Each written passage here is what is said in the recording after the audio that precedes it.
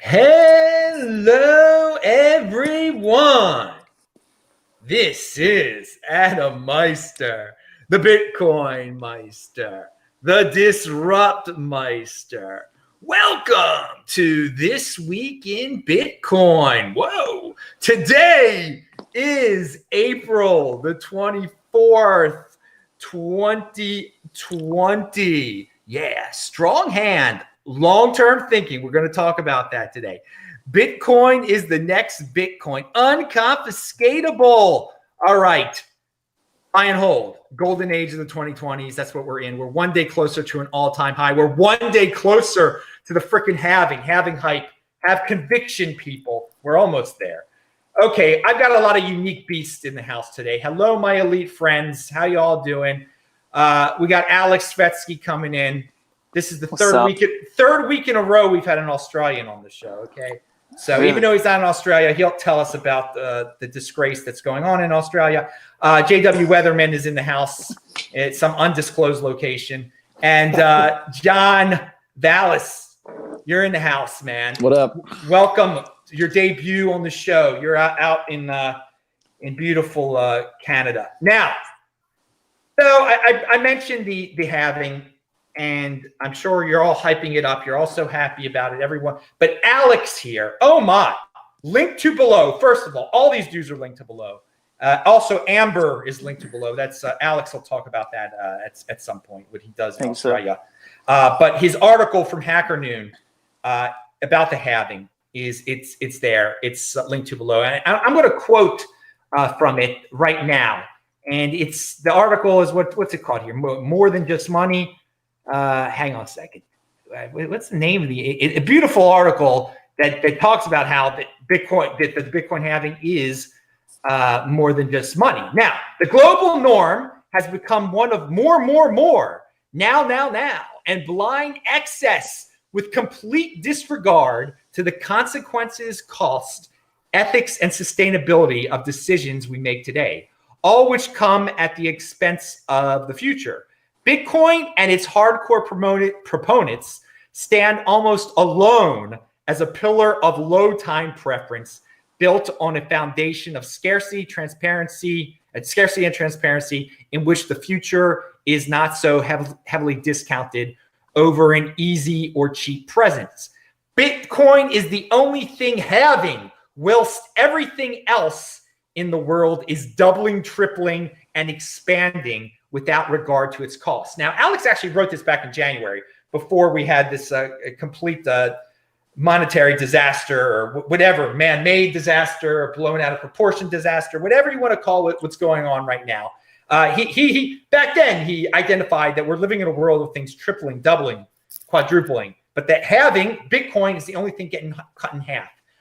What I want to get at here, I think your article almost implied, and correct me if I'm wrong, yep. You think people are going to learn a lesson from the halving, that some people are going to become more responsible and less impulsive.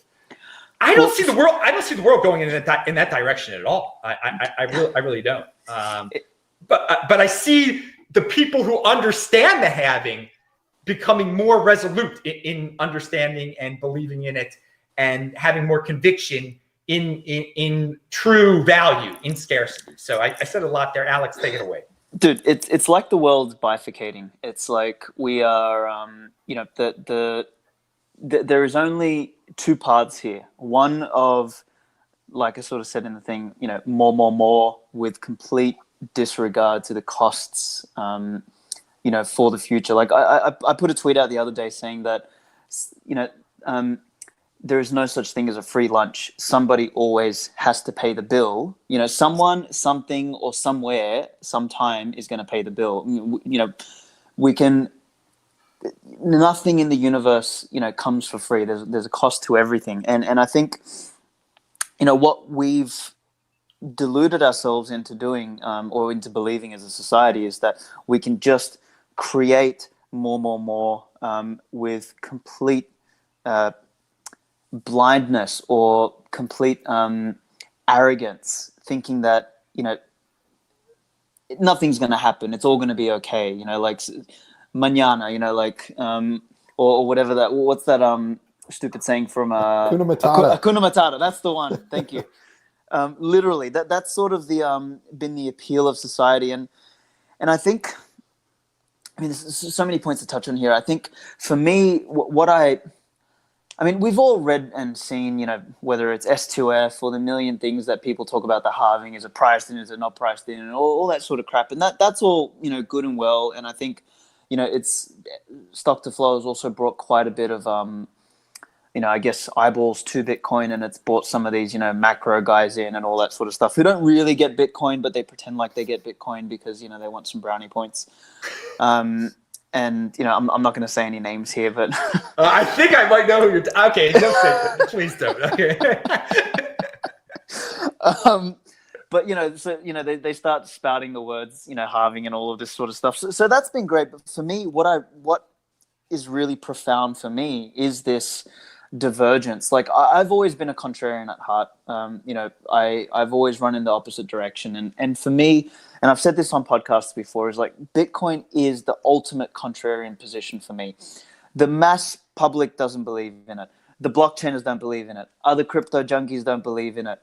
The government doesn't believe in it. Nobody does. But it's so fundamentally sound that it's the only thing that actually does make sense. And the people who actually are Bitcoiners who get it, we are on the most stable footing of all. And it is the ultimate contrarian bet because it's so right and it's so needed and it's so true. It's like this ultimate source of truth.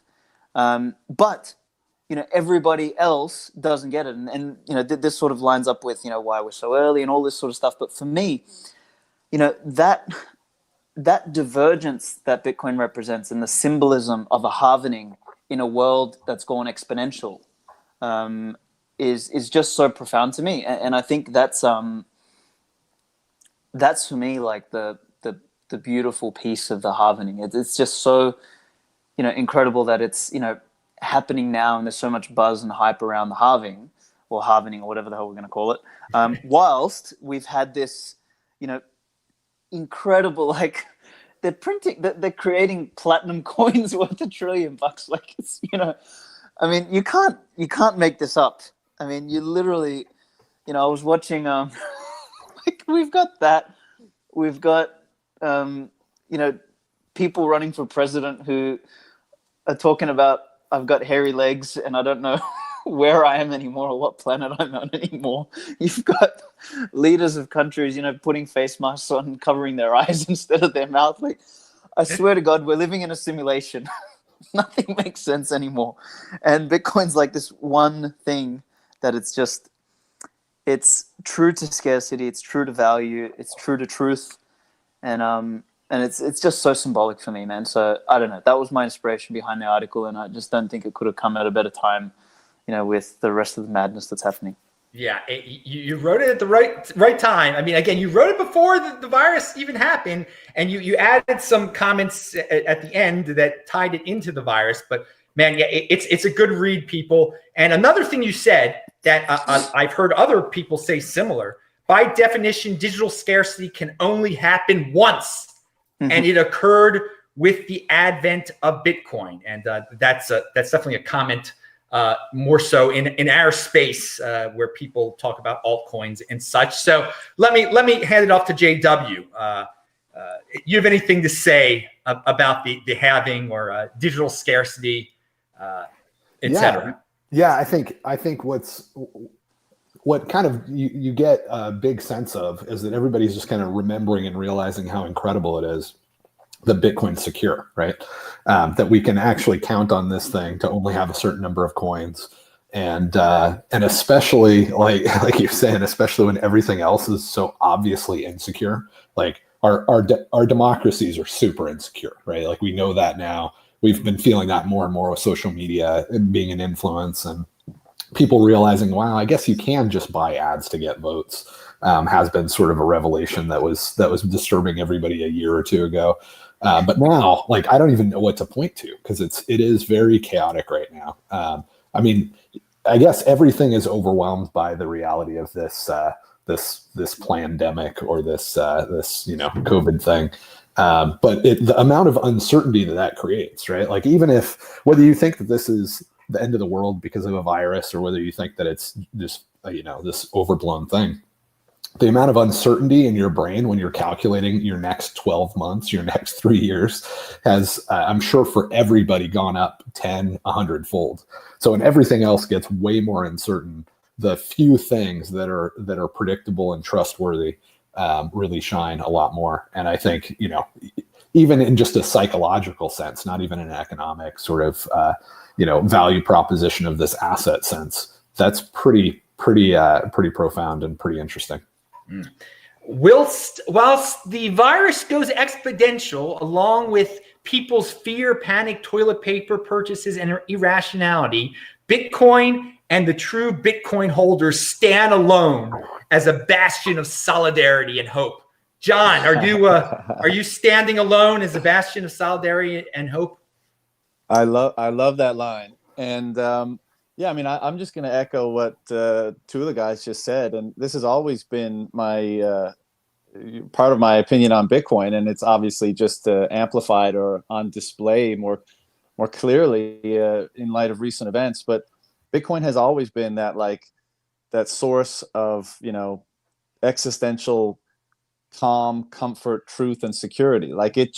This is why I often say, I love all the development that's going on, and there's so much exciting stuff happening in the space.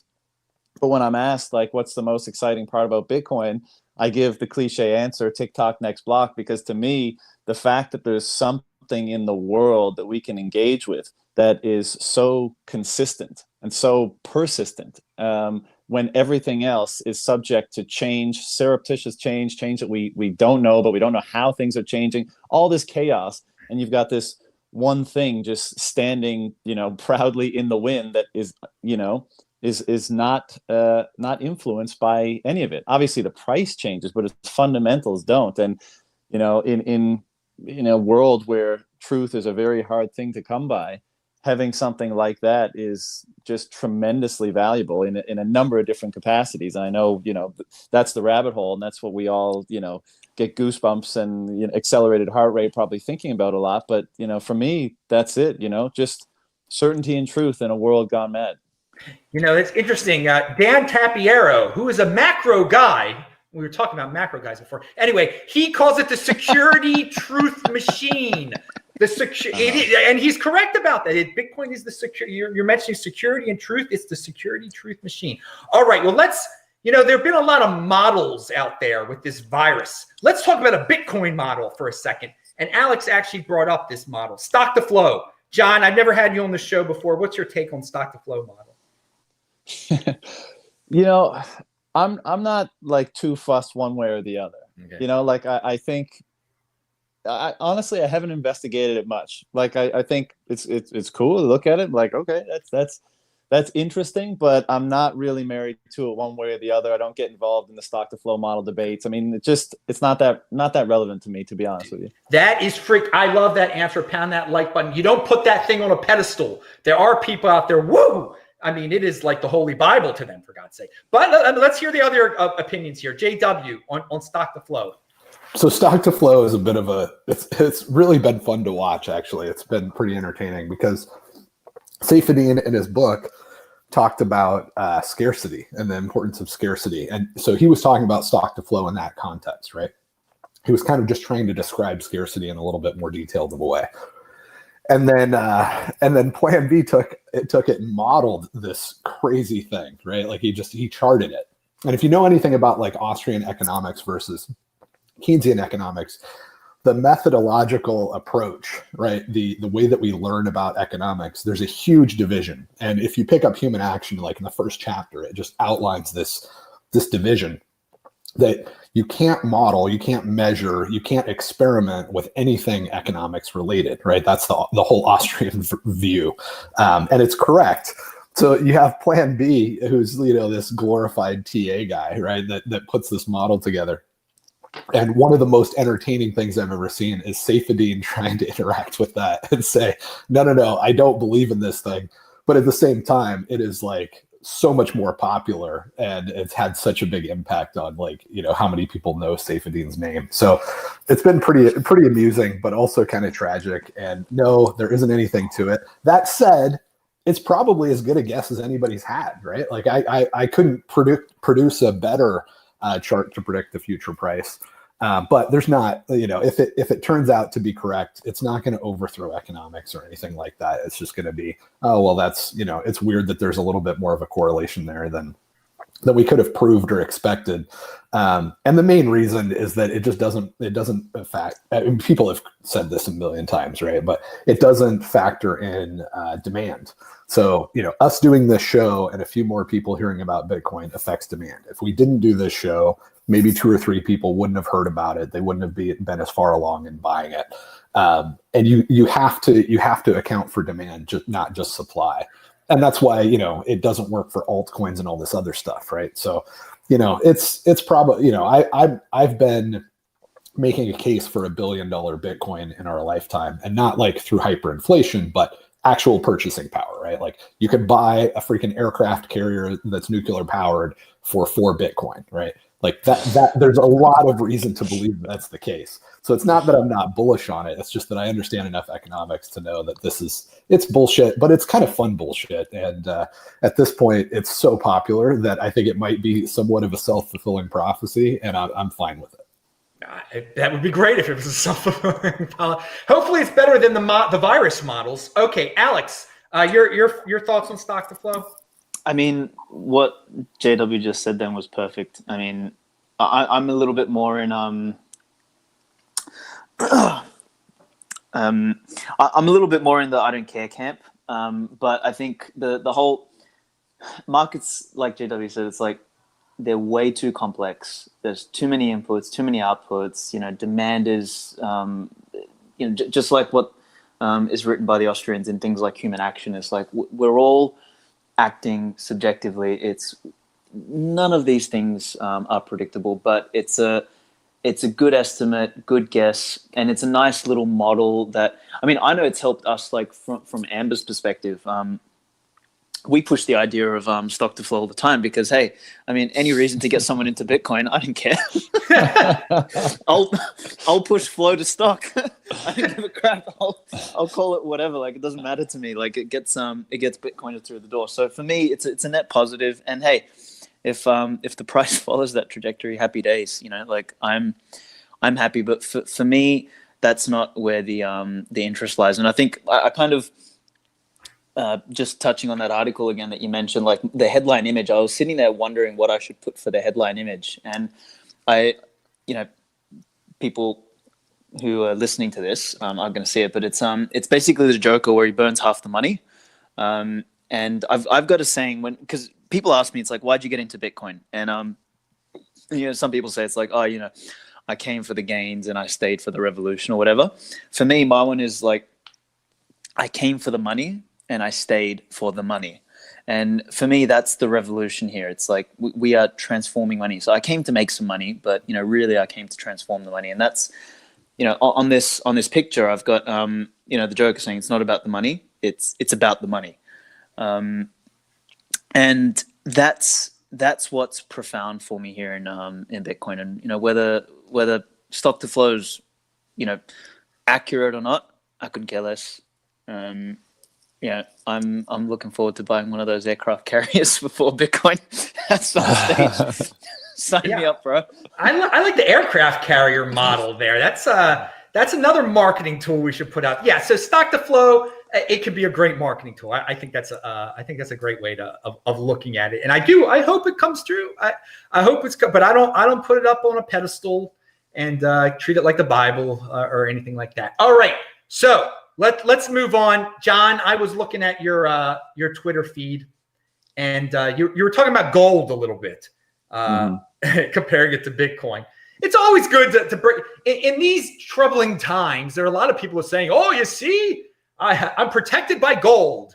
What's your take on gold and hold?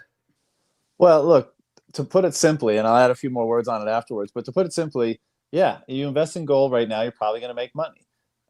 You invest in Bitcoin, you're going to make money. and you're going to advance the cause of human freedom more so than anything that anyone in the history of humanity could have ever done. So I'm down for that. If it's just about making money, that's great. Money is a part of freedom. Financial independence is a part of freedom, obviously. But, and the gold bugs are they always preach like, oh, you got to brush up on your history and this and that. It's like, no, I know how it works. Gold is always susceptible to corruption and manipulation and centralization and the requirement of trust. That's all. And that's always why a gold-backed system fails. Now, while it lasts, yeah, it's the best type of system we've had, but we're just in this recurring loop of the same thing happening. And I'm not interested in that. So if there's a better option available, which now I believe there is, then we should be engaging in that wholeheartedly and leaving the fucking thing that's failed us many times before behind. Now, I don't think that's going to happen in this, cycle or right now, because I drew the analogy on a previous podcast before, but it's like newspaper now, right? The three of us, or the four of us, we probably use the internet, Twitter, whatever, to get our news and information, right? We curate it for ourselves. It's instantaneous. It's a far better information gathering experience. Some people still read newspapers because they're resistant to change, because they don't want to learn how to engage in the new mediums, because blah, blah, blah, comfort, all that. So, gold will probably still perform well because a lot of people know it as that security hedge, that inflation hedge, that things are going to hell hedge. And so, there'll probably be demand for it and the price will probably go up. But who cares? Like, I think Bitcoin's price will go up more and you get the revolution to come with it. So, fuck gold. Pound that like button. All right. JW, any thoughts on gold? Yeah, it's just another scam coin. It does have a history. It wasn't always a scam coin, and it does have some industrial use. But the majority of its value, the majority of its market price, is because its promoters run around and lie about it. And one of the things that they lie about, I mean, everything he just said was like well said, like very, very completely agree, and very articulate way of describing why it's stupid. But all of the promoters don't acknowledge that. And that's not a coincidence, right? There's a reason that the XRP folks don't acknowledge that it's centralized and that, the Ripple company doesn't have any real relationship with the token and all of that sort of stuff, right? There's a reason that the Charlie Lee guys, when they say, Litecoin is silver to gold, and they don't acknowledge the fact that the only reason that silver was used was because gold couldn't be subdivided to small transactions, and that Bitcoin doesn't have that problem, right? So it's the same thing with the gold promoters. They're all liars. If they told the truth, they would say something similar to what you just heard, and nobody would buy it because it would be acknowledged as a flawed, failed solution to our problem. So it's a scam coin like any other scam coin. It doesn't mean it won't have a pump or two left in it. But boomer rocks are dead. People are slowly getting more familiar with economics. I was debating Jeff Deist at the Mises Institute a couple of years ago, and he was saying, oh, gold is great, Bitcoin's nothing. And the only question I had for him, which not very many people got, including him, was how many times have we had a central bank in the United States, right? Do we really want to go back to gold knowing that may buy us a short period of time? But it's of course going to require banking because it's still not subdivisible small enough. So it's going to go into banking. When it goes into banking, it's going to end up in central banking. It's going to be inflated and screwed with. And, I don't really want to ride that wave again of watching everybody losing their savings. So it's stupid. It's dead, but, it may have another pump or two left in it. So if you want to be the guy that's chasing dumb money, right? Because I don't know, XRP might have another bump in it. If you want to play that game and try to predict what the stupidest among us are going to do next with their money, have at it, invest in gold. But if you want to buy something that's actually useful and solves a problem and wait for people to learn, and that's your bet, then you want to go with something like Bitcoin. Very interesting perspective comparing it to XRP, and who knows, there might be another pump to XRP. That's the gambler's mentality. I mean, that's what we encounter most of the time in this world. The impulsive gambler's mentality. Well, this it's going to happen again. There's going to be a pump. I don't know why, but there'll be a pump, and I'm going to ride it, and I'll be victorious. I'm better than the rest of the people. I'm better at making these predictions. I'm sure you've all seen the meme where it's like, the gold bugs are always decrying the central banking system cartel, all that shit. And then the meme is something like, yeah, but they hold a shit ton of gold. So what? You're trying to pump their bags? You're just giving them, you're giving them more legitimacy and power, not less. And I think it's a meme from like Inception where Leo is making a weird face with that dude. But I found that one funny when I saw it like a month ago for the first time.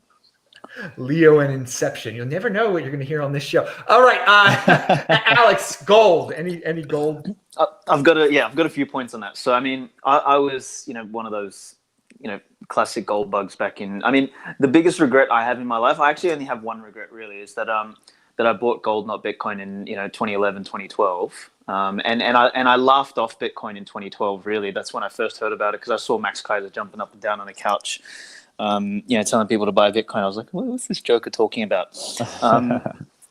And to my everlasting dismay, that was the decision I made at the time. And look, I made money out of gold and silver. Like it pumped in 2011, 2012. Me and my brother made a bucket load of money.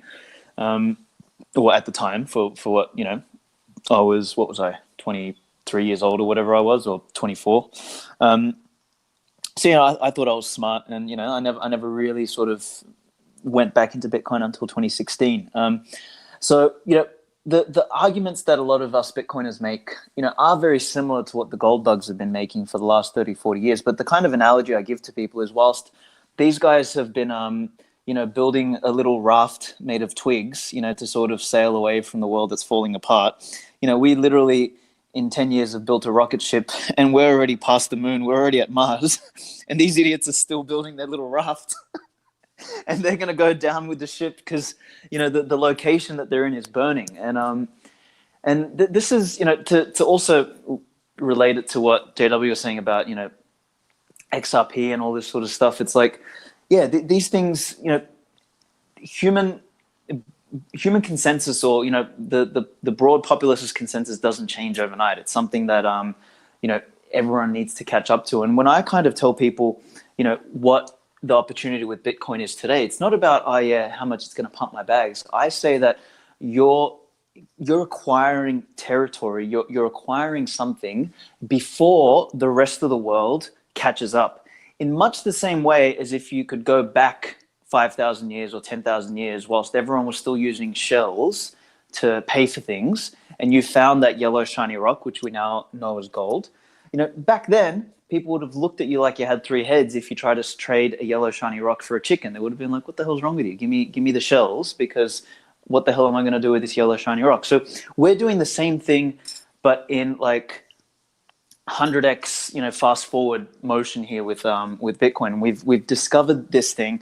We're ahead of the rest of the world, and because there's limited territory, here we are. The Bitcoiners have discovered this newfound land, which has all of the resources we need. It's got all of the it's got stable foundations so that we can build a new empire on it, build a new world. We've discovered this thing. And the rest of the Looney Tunes, back in the old world, they think we're all jokers, and their whole world is burning around them. Whether it's from the scamdemic that we're in at the moment, or whether it's from governments printing money, or from moron politicians, or whatever it is. Like everywhere you look, there's some incredible stupidity happening, and at some point they're going to want to they're going to look over at us, and we're going to be having a party. Like we're going to be living our own lives, building this new thing in this new location. And guess what? They're going to want a piece of that. But, we're not stupid. We're not going to just sell it cheaply. We're not going to give it up cheaply. So they're going to have to pay top dollar to come in. The value of that land, the value of that territory is going to come up. We're just decades earlier than the rest of the people who at the moment are either too stupid, too ignorant, too scared, or too occupied in their own shit to look into what Bitcoin is. So anyway, that's sort of my view. And the gold people definitely sit in that old world space. I actually did a tweet the other day saying, if we play a thought experiment and think about the world moving forward, if we base our assumption that the world is going to be more digital, more digitized, moving forward, then in that world we need a a scarce digital money. We need digital scarcity. We don't need physical scarcity in that type of world. Physical scarcity is going to be all nice and all, but we'll be able to mess with digital scarcity at some point too. The alchemists will finally have their day. But if that's the assumption we make, then in that world you don't need gold. You need Bitcoin. Now, in a world where if we're not going to have a digital world, interconnected world and all that sort of stuff, if we're making the assumption that the nukes are going to drop and we're going to blow everything up and we have no internet and no telecommunications and all that, well, guess what? Gold isn't going to be very useful either. I mean, maybe from a manufacturing standpoint, for some things, but I'll tell you what, lead is going to be way more important at that point.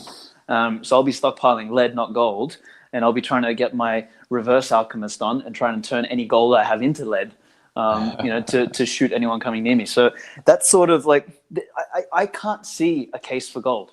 Absolutely not. And so, yeah, like JW said, if you're in for the pump and you want to, front run dumb money, go hard. But the alternative is, come with us and front run the world. And I think that's where we all want to be.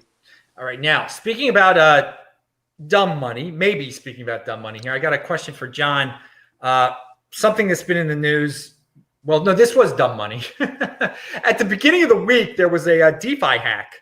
DeFi is the buzzword of the month. It seems like everybody wants to say they've got something to do with DeFi, at least in the altcoin side of things. And there are people throwing money at these centralized entities, and they really don't get it that it's not really that they can be hacked. So I don't know, John, did you have any thoughts on DeFi hacks or DeFi in general? To be honest, I pay so little attention to other things that are going on, like outside of Bitcoin, like unless it's a really big thing. But there's so much going on in Bitcoin. Like I struggle to keep up as it is, with all the good content and the good ideas and the developments and the new apps and there's so much going on. It's so rich, and I just try to focus my time on interacting with those people and those projects. And I feel a bit sheepish about it because I'm not as able to, comment and critique the other stuff because I don't spend that time on it, which is why I don't, devote much of my time on podcasts or Twitter to like slamming, other projects and that kind of stuff. But I'm probably not the best one to comment because I don't pay much attention to it. You're like the Amber app, Bitcoin only. Pound that like button. I'm tying it all together. Okay. Well, I'll let JW have every show he's got to say something about Ethereum. So go ahead and talk about Let's do it. DeFi real quick here. I'm kind of in the same boat. Like Ethereum has been so dumb for so long that I don't think I've read more than 14 words about DeFi. But what I can tell you is that Simplicity, which is actually an attempt to create a smart contracting platform that would allow people to, do all of the nonsense that Ethereum's been pretending to do for years now, where we've all totally lost interest. If we have any competence at all, we haven't looked at this stuff in at least, 6 months to 2 years. But Simplicity is amazing. And if you haven't looked into that at all, look into it. It's doing well. The progress has been really solid. It's one of those things where you have to do it right. And it takes years for one genius dude to work on it. There's no other way to get to this point. You can't, there's some problems that are so hard that you can't have 15 people do it and it's 15 times faster. This is one of those problems, but the dude that's doing it has been doing great, and progress has been made. And I think we are going to see all of those promises fulfilled in an actual secure and in reality, right? In the next couple of years. So check out Simplicity. Wow, I didn't see that one coming. Okay, now did you guys read that Bloomberg report that I sent out? Did anybody look at that? Yep. Who said yes?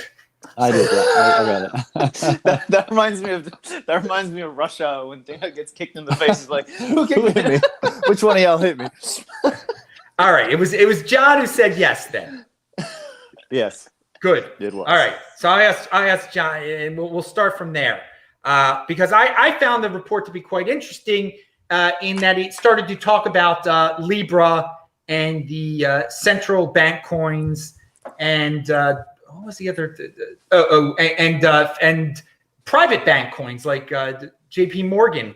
And I wonder, and I was a little surprised that Bloomberg hasn't been known to be the biggest, that organization at least, the biggest Bitcoin fans in the world, but they seem to be quite bullish there. But at the same time, they were bringing up these more centralized mainstream altcoins, whatever you want to call them.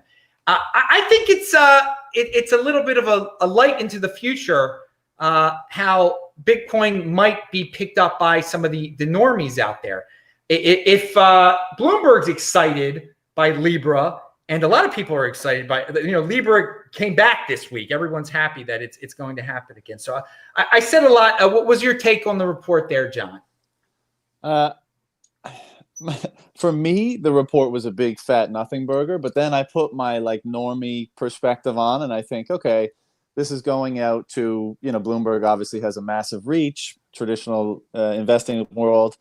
And, they talked about what you just mentioned. And then they also were like, Bitcoin is becoming more attractive because of the decrease in its relative volatility, basically because there's been so much volatility in the legacy markets over the last couple months.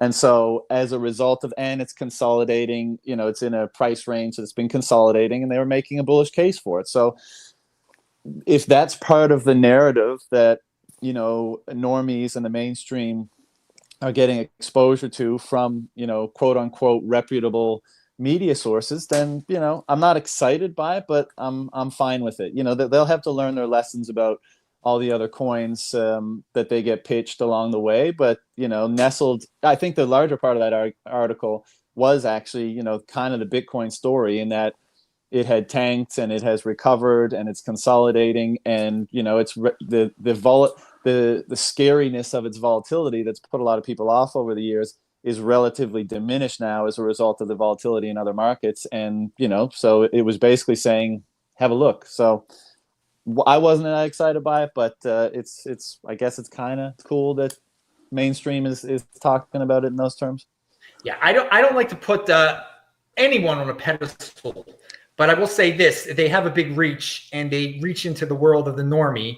And hey, the more normies that come in, anyone can come into Bitcoin. That's what I say. So all are welcome, and I think it just it shows you a little bit of what's going on in the heads of the traditional finance normies. The report itself. Alex or JW, any thoughts on normies and spreading the word to them? Or I'm just gonna laugh at the attraction of hey, the volatility has subsided, and then just as they get in, we're gonna pump, and then they're gonna be wondering, I love how these mainstream guys are like contra-indigators. So for me, if they're talking about volatility subsided, then we should be preparing for volatility to increase in the coming months. So yeah, may Bitcoin continue to be contrarian and mess with all of these people's analysis. It's just fun to watch. JW, any thoughts? Yeah, kind of I look at it a little bit like the stock to flow thing. Like, it's dumb, but if it encourages people, that's great. The other aspect is just like, you want to look at the enemies of Bitcoin and what they're saying.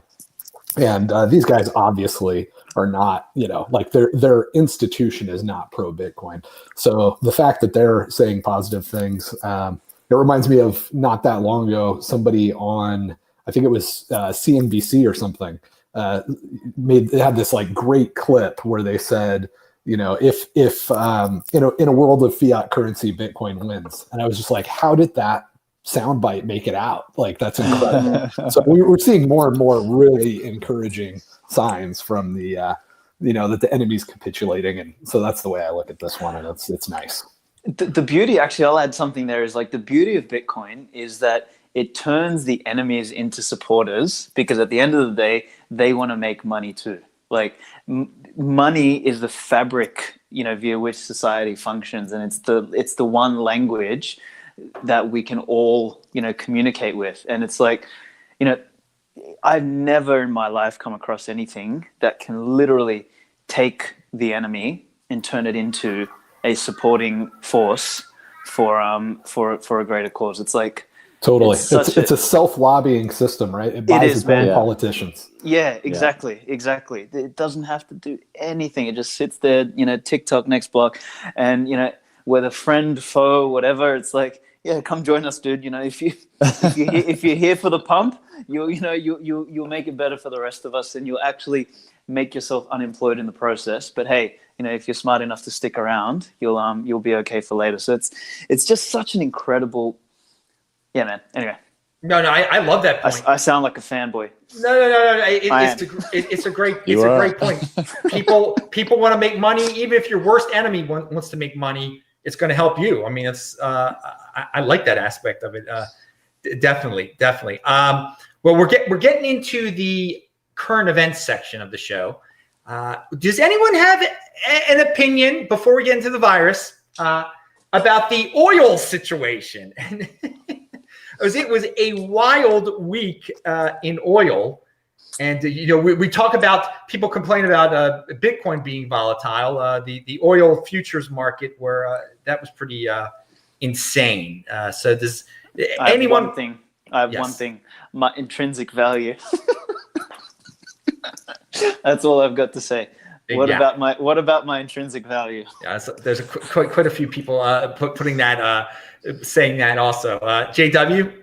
Oil? Yeah, actually, I think that this has been great. I think that we saw this with real estate, and now we're seeing it with oil. The reality is that there's nowhere safe to put your money because everything is a Ponzi, right? Even oil, which is supposed to be the engine of civilization, like if we're moving goods and services, you need oil. It's like whale blubber was at a point in the past, right? It's like olive oil was.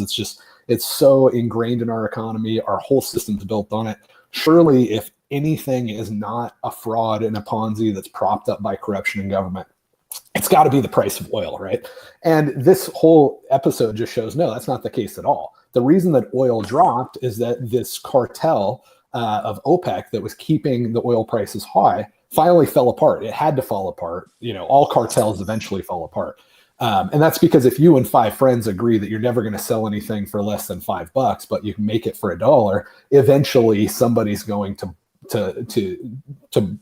screw the other 4 people over, right? And they're going to start selling it for $4. So that's one of the things that happened with this whole oil crisis. It's the same thing with real estate. We saw that in 2008 where real estate, if there's one thing that's safe and secure, it's real estate. It goes up constantly. And it turns out really the reason that it was going up was government corruption. You're giving a ton of money to people that can't afford to live in these houses. It's literally a Ponzi scheme where the only reason these things have value is you're counting on more people coming in, right? That we're gonna continually pull more people into the Ponzi, and more people that can't afford this house is going to buy this house, and eventually that collapsed. So I think from that standpoint, it's like we were talking about in the beginning. The fact that Bitcoin is like fixed supply, it's secure, nobody can screw with it. It's not practical to build a fraud on top of it. You can't even short it without just getting destroyed if a bunch of people get excited about it.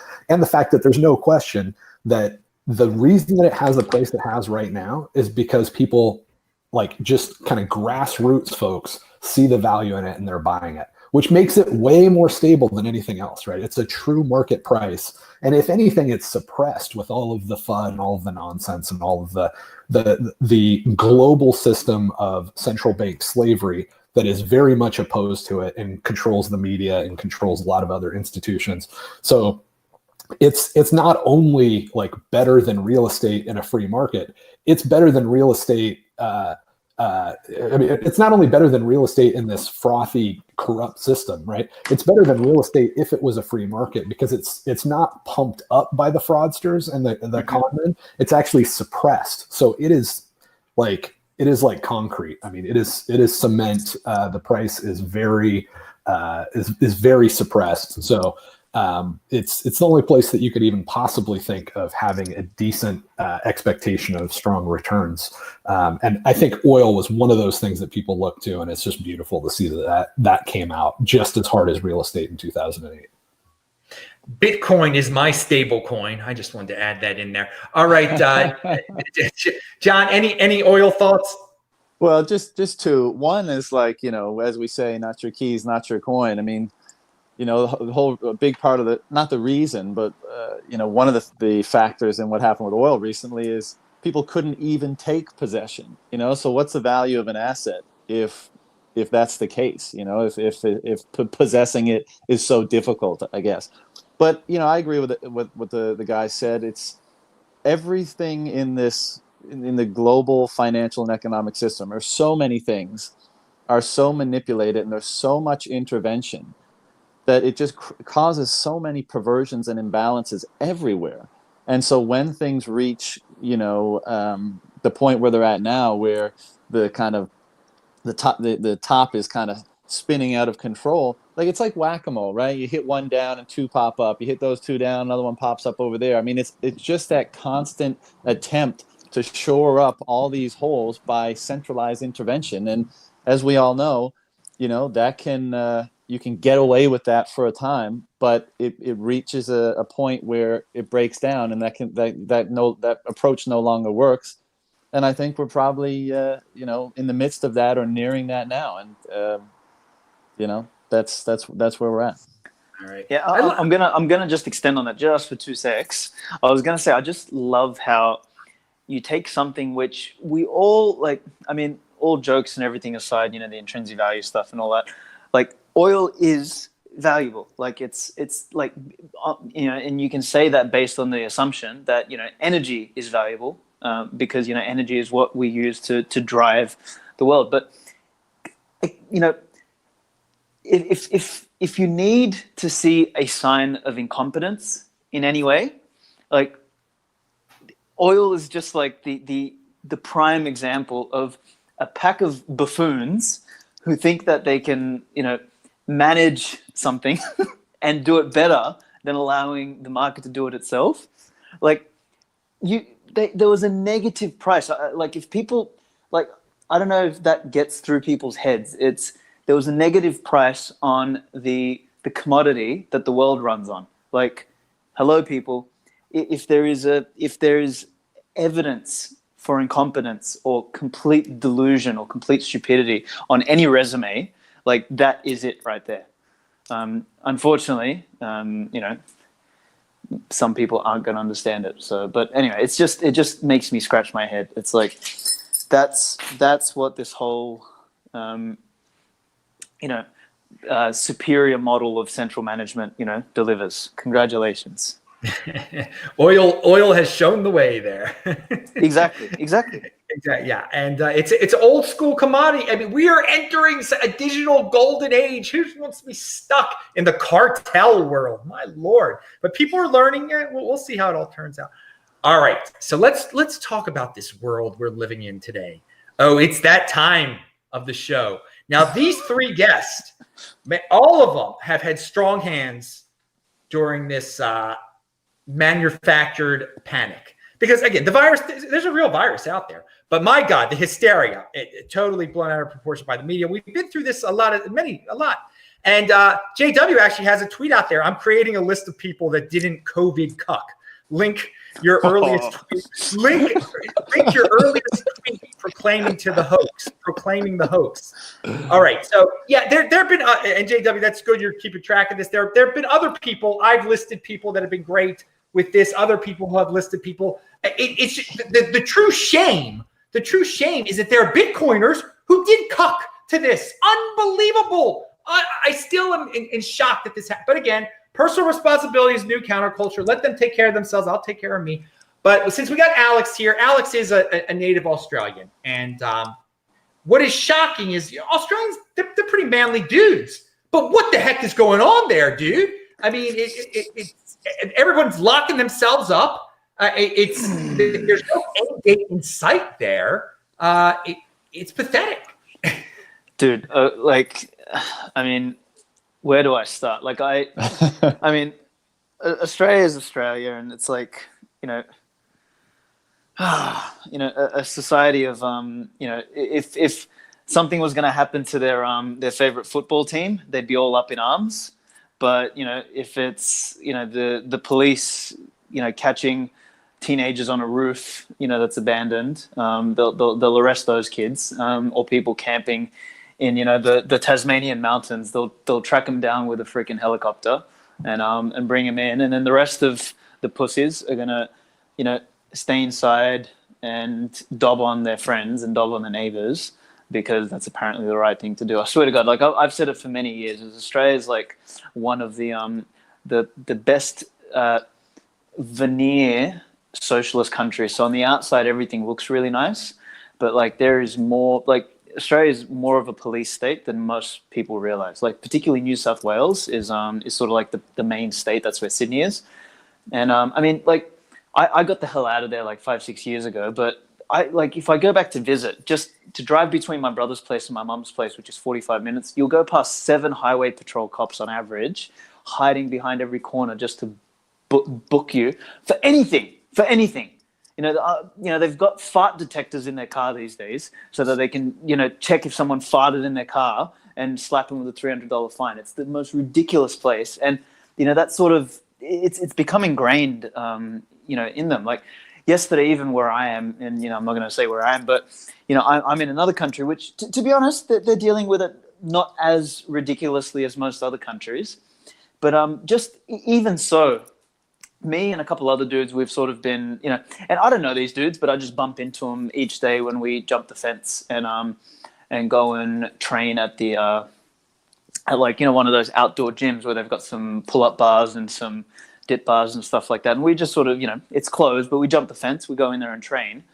And I mean, obviously someone's dobbed us in. Like we got, asked by the cops a couple of times to get out of there, and we did. But yesterday, like they literally rounded up 20 cops and they charged in there like they're going to battle, for World War II. They're coming to save the day to kick 3 people out of a park who are, 5 meters apart doing our own thing training.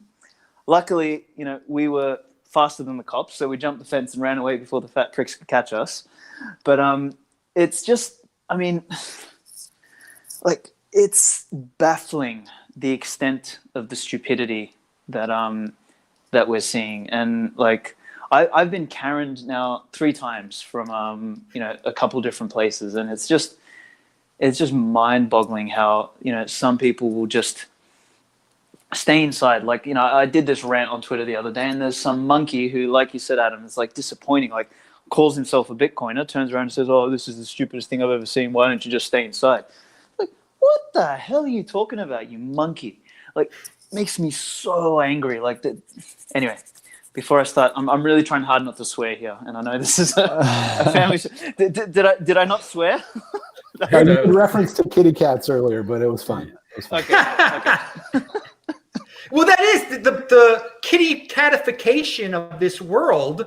It's unbelievable. The kitty catification of the world. It's not a very JW and I talked about this another time. It's no one's very masculine anymore. I mean, you don't have to be like Hulk Hogan or anything like that, but come on, people, take a freaking stand.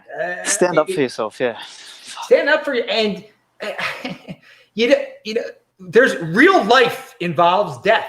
Everybody dies eventually. I mean, and it seems like we're living in this world now where like people think we can prevent death for everyone, and if to prevent one death, we should shut the whole world down. I mean, it's like a mother. And again, guys, don't be mothers. All right.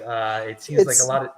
Do you know what? It goes even deeper than that, dude. It's like this idea that that death is also somehow a bad thing. Like we've become so afraid of like the natural cycle of life, and like we're so afraid of like the consequences of like normal natural things that we're gonna now use this as a and when I say we, obviously the buffoons, as a reason to make life miserable so that we can avoid death, pain, and potential hurt, and in the process end up getting more death, pain, and hurt than we would have had we just let the thing organically find its own stasis and its own equilibrium. And that's a problem across everything, whether it's so-called depression, whether it's the business cycle, whether it's the economy, whether it's as soon as somebody's got a bit of a sniffle, they go and jab themselves, with a vaccine and 10,000 medicines. Like we've lost the ability to go and deal with the symptom and allow a natural rebalancing. We've become junkies in every single element of society, whether it's health, whether it's economics, whether it's driving on the road. You know what I mean? Like like I'll use Australia again as an example. Like they keep dropping the speed limits down there. Like at some point in time, it's going to be faster to walk, between places in Sydney than it is to drive, because you can't drive anywhere. Like this all for the name of safety and avoidance of herd and all this sort of stuff. That's not how things function. And it's really funny that the anecdote I saw, like that idiot Vitalik talking about one of the problems of that we should solve now, like right in the middle of the COVID scamdemic. He's like talking about one of the problems we should solve right now as a society is helping people we should defeat aging. It's like, just shut up, man. Just shut up. Like that's your brain on meth, and what comes out of brains like that is stupidity, like Ethereum and that kind of stuff. It's like, anyway, we've removed ourselves so far from any point of equilibrium that at some point the elastic band is going to snap, and some poor bastards are going to pay the price. But we're just lucky enough to have, like, we all talk about this lifeboat in Bitcoin, so that at least economically we've got, and that economically being fundamentally the foundation upon which we can build everything else, we've got that at least settled, and then we can go and solve a bunch of the other problems.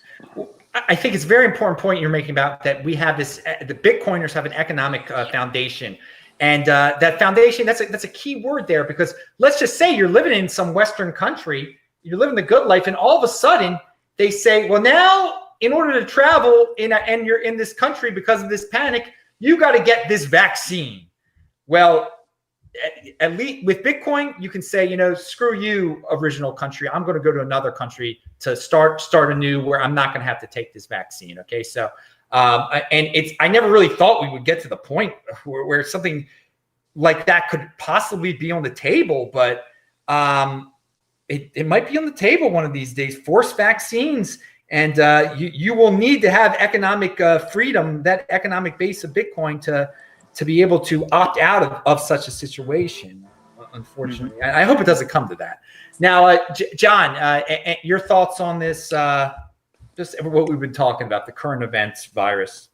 Well, man, just to touch on what you just said, you hope it doesn't come to that. I think it's coming to that as soon as the vaccine is available. Like, I think the hysteria level that's around, like, I don't think things will open up, maybe in the next month or so, to a certain degree, in a stage manner or whatever. But like, I don't think things will be normal, or people that are actually afraid of this thing will feel normal until the vaccine is developed. And I would be surprised if it wasn't forced. I'd be surprised if it wasn't a requirement of people to get the vaccine, or at the very least, like a requirement if you want to do X, or if you want to receive Y, or whatever. I think that's coming soon. And I don't know if you guys saw the just horrible, what was that show, the Lady Gaga thing, like last week, like Stay Home Together or whatever it was called. It was some sort of benefit concert or whatever. And Gates got up there, and him and Melinda were talking about, like, we're really working hard on this, and we just need to make sure that everybody in the world gets this as soon as it's developed. And it's just disgusting. I find it disgusting. And but to the whole thing in general, like Aleks said, where do you start? One, yes, I'm extremely disappointed that people allow themselves to be so overcome with fear so easily, with so little data. The guy comes up on the news and says, there's a new virus, and everyone goes, oh my God, sure, whatever you want. It's like, and my issue with the way the data has been presented is just like, just quoting showing a graph of deaths in a certain category of a certain period of time, even if we accept that they are actual deaths from COVID, which I know you all know has not been the case, and a lot of deaths from COVID deaths have been the real cause has been other cases in a lot of those statistics. But how do I know if 10,000 people dying in January of a virus is like a big deal? Because most people don't have context for deaths in other categories, whether they be infectious diseases or whatever. But the fact, I know people that have young kids and they're absolutely hysterical right now. And first of all, young children have been the least affected. I don't think there's might have been a handful of deaths globally, but certainly not, in the hundreds. And getting in the car to go to the grocery store is a far more dangerous act, and their level of concern over that is basically nothing. So I just think this accelerated so quickly, and the reaction has been just deplorable, really. And what we talk about in Bitcoin a lot of time, freedom, right? This is why we're in this game, is because Bitcoin is an avenue to establish freedom for humanity, and we criticize the people that are going along with all this stuff, whether it's believing, the propaganda, or whether it's just, adhering to the rules or whatever. And we say, like, those people don't care about freedom. I actually don't think that's the case. I think it's much worse in that they think this is freedom. And that's why there's not as much motivation for them to resist or to, quote unquote, fight back in whatever kind of way, that not necessarily, fighting, but you know what I'm saying, like to push back in any way, because they don't think this isn't freedom. They think this is just what freedom looks like. And I think us as Bitcoiners obviously disagree with that. As far as people in the space, we're all on our own individual journeys, and just because we're into Bitcoin doesn't mean we're all going to agree on every little thing. I get that. But I was surprised by, certain prominent people literally advocating for draconian measures, using that word, and perhaps not knowing, what that word fully means, or maybe they do. It was crazy to me. And like, if we just succinctly, bring it back to one of the kind of founding ethos of this community, this phenomenon, is don't trust, verify.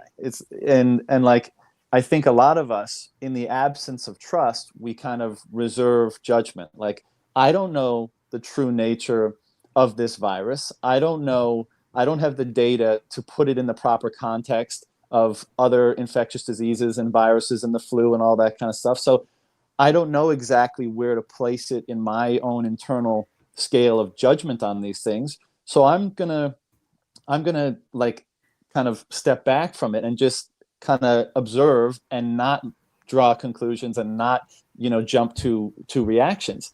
And that's part of the reason why I'm resistant to all the actions that governments have taken to address it, because they're treating all that data as, as gospel, as true, as, and extrapolating it in, as we know now, a variety of erroneous ways.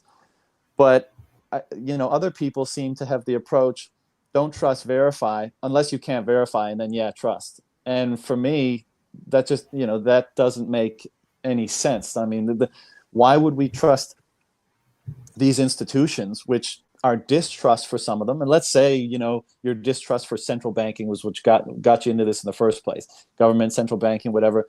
Why is there a distrust there, but in another category by effectively the same people, such a strong trust that you're willing to, without any resistance or friction at all, give up your freedoms? And I asked on Twitter the other day, like, I think an important question for people to ask themselves is, what, in light of recent events, what are your inalienable rights? We walk around every day and we think, oh, free speech, right to congregate and this and that, whatever. But what are they now in the context of when so many of those things, if there's a virus, if there's a good reason, they can be taken away? So, what actually are the things that can't be taken away? What are your, real, true rights? And, I think, unfortunately, the answer might be maybe none. You know, maybe there'll always be a reason to take every single one of them away if the reason is if enough people are convinced that the reason is just. And so it's been a weird thing. I don't like how it's been handled. I don't like where things are going. I think all those people that were fear mongering are going to have blood on their hands, really, ultimately. And I guess, I could go on, but that's my well, I really like your point about that. Some people think this is freedom. They think freedom is your mayor commanding you to wear a mask at all times and to stay inside and to do this.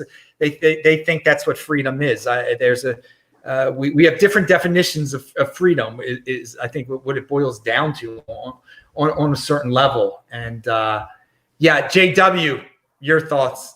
Yeah, I mean, I agree with everything you guys have said. I'm just trying to think of how to be a little bit more encouraging. Because usually I have to do what you guys just did. I have to give bad news for 15 minutes and then I don't get to say anything encouraging and put it in a better light. So I appreciate that you guys are already there, and now I can say something that I think is actually positive.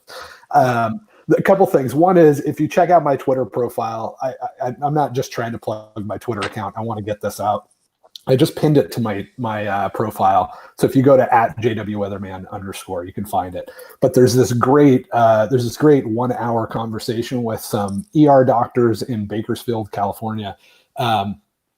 And these guys set up a COVID testing center, so they have their own data, and they go through and explain that this is not anything worse than a normal flu season. So that debate is dead. They can't maintain this narrative. They can't keep the fear up.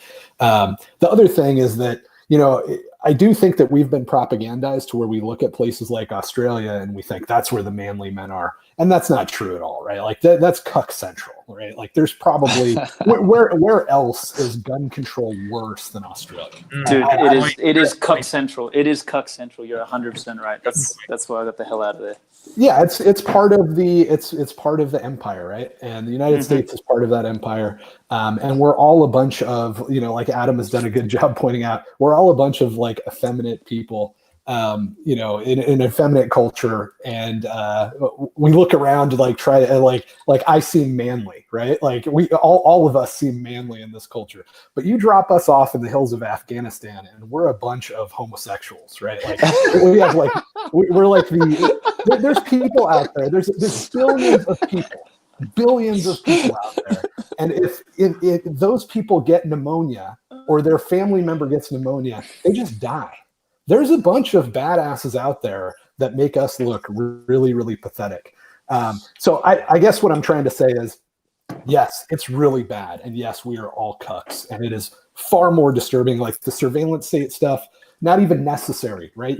Everybody in my neighborhood turned into a total agent of the government 100%. in 48 hours, and all they had to do was get a little bit scared, right? Like the all of the stuff that we're worried about with the surveillance technology, completely unnecessary. All you have to do is scare people, and the system, it is a turnkey totalitarian state. But the good news is the empire doesn't work. We can't even win in Afghanistan, right? We can't go to those hills and deal with those people with RPGs. How many empires have fallen with those rednecks out there, to relate it to American terminology? They all fall when they try to mess with people that actually had to grow up hard. And there are people in the United States, a lot of us, that have grown up a lot harder than the people that are on Twitter and frankly, the people that are into Bitcoin. I mean, there's people out there that, if they're not on meth, there's still some scary dudes out there. And they're gonna get dangerous quick if the empire doesn't start scaling it back and let's get everybody back in public schools, because if we don't indoctrinate these people, they're gonna get real dangerous real quick. So there is going to be a lot of pushback, and empire doesn't work in the long run. And hopefully, we'll get through this. We'll be all right. Bitcoin will greatly reduce state power, and we'll be able to get back to something that's a lot more normal throughout, large chunks of human history. And I think that's still the case. As bad as all this has been, I still don't think it changes the trajectory of where we're headed. Wow, JW, positive spin on things. I like He's it. serving a different roll today. I like this. We got all sorts of stuff. All right. Well, we've reached the end of the show here. I want to thank everyone. It's been it's been an awesome show, a great combination of dudes. Pound that like button, everybody. And remember, we do this show every single Friday. And everyone's Twitter is linked to below, including mine, TechBalt, TechBalt. That's who I am on Twitter. Now, I want everybody to give their final remarks here, but I'll start with Aleks, and I'll ask you specifically, what's up with Amber app in Australia? Tell us what's going on. Well, seeing as though Australia is a nation of cucks, we're trying to expand a little bit outside of Australia. Now, look, we the next plan for me is to roll Amber out in the UK, Europe, and I'm working on South Africa as well and New Zealand. So that's sort of, I mean, of all of those regions, South Africa is probably the one I'm actually most interested in, because, you know, if we're talking about people growing up hard and people who get, you know, why they need Bitcoin a little bit more, yeah, that's definitely a region. I mean, they've seen their stupid currency, you know, devalue, I think, I don't know, something like 40-50% just this year. Go to Alex's Twitter feed where he retweeted the president of South Africa couldn't even put a mask on. He couldn't even put a mask on. It's insane that they're even doing anything. Have been not that many cases down there, and they've locked everyone up because they're into totalitarianism down there. And I'm so happy you're going to take Amber to South Africa, because there's no South Africa in his right mind that should be saving in the rand at this time. I mean, absolutely not. If you can turn the rand into Bitcoin, you better be doing it. So God bless you for making it easier for them. Take it away, Alex. Sorry, Brandon. Yeah, for sure. So no, thank you, man. So that's basically that's what's new in my world. Aside from, you know, continuing to rant and continuing to resist. I mean, that's I think you know, the word resist has become more important for me in recent times. Is that I think if we you know, as long as there's some of us who are willing to resist, you know, we may inspire others to resist, and we can build up a force that does resist the stupidity. Because, you know, we've got a battle on multiple fronts. You know, you've got, you know, a battle of against fiat. You've got a battle against, you know, the empire. You've got a battle, and then you've also got a battle against stupidity. And of all of them, you know, perhaps stupidity is the most dangerous, because the other two will fall apart anyway. But, you know, along the way, you know, we've just got to continue to resist those things. And yeah, man, whether it's through Amber as an entrepreneurial expression of that, or, you know, through writing or through anything like that, I'm just going to keep fighting the good fight with the, you know, and it's an honor to be alongside guys like you, because, yeah, we may not be, you know, brawlers from the third world, but I think we're doing okay in comparison to the rest of the people who've grown up in a similar situation as us. Great to have you on. And again, Amber is linked below. Check that out. Maybe you'll be you're living in a country that they're going to be in soon. South Africans, definitely check out the link below and check out Alex's feed. All right, we'll go to JW. What do you have to say? Conclusionary thoughts. Just homeschool your kids, because the root cause of a lot of this stuff is that everybody has been indoctrinated by the state since they were like 3 years old. So homeschool and teach them how to read and write, teach them critical thinking skills. You know, if most people in the United States actually loved reading, we wouldn't have this problem. And the reason that they don't is the way that they were taught to read. And so very few of us, even though we're literate, we're not really functionally literate. So keep your kids out of that, and don't do the private school thing, because they're regulated to the point where they have to simulate everything that's being done in the public schools. So let's raise a generation of kids that are educated and hard, instead of a bunch of pansies. I'll plug MathBot for that. If one of the reasons people don't do it is because they're afraid of teaching math, so check out mathbot.com. It's free.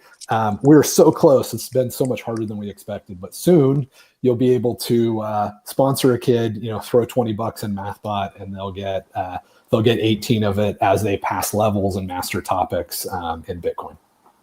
All right. Reading comprehension and listening comprehension, lost skills in the Western world. Definitely. All right, John, take it away. Well, first of all, I love that point by JW. I'm hugely interested in education, from early life all the way through to university. And I'm hugely critical of the way it currently is and the way it's been in the past. And like, I look so much forward to a time where, we can take a young human being and give them the actual tools and information and knowledge and wisdom that they need to optimize this short experience of life that we have. And, so I love thinking about and reading about that kind of stuff. Final thought, in true final thought fashion, just kind of random, but it's related to what we were just talking about. I agree. We live in an extremely soft world, and as Aleks said, even economically right now, we're like, we don't want things to fail because that's going to be bad and people are going to get hurt. So we're just going to patch it up here and there and there, and of course, it makes a bigger problem down the line.